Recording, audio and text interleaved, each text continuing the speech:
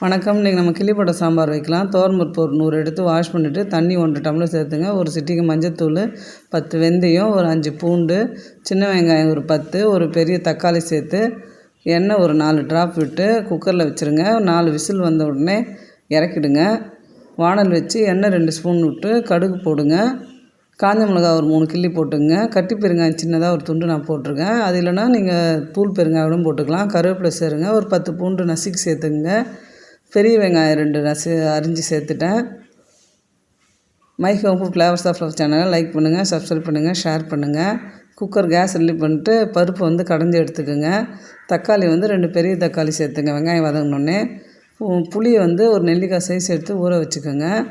இப்போ நல்லா தக்காளி வதங்கினோடனே கடைஞ்சி வச்ச பருப்பு ஊற்றுடுங்க. புளியை கரைச்சி ஊற்றிக்குங்க. உப்பு ஒரு அரை ஸ்பூன் சேர்த்துங்க, கல் உப்பு.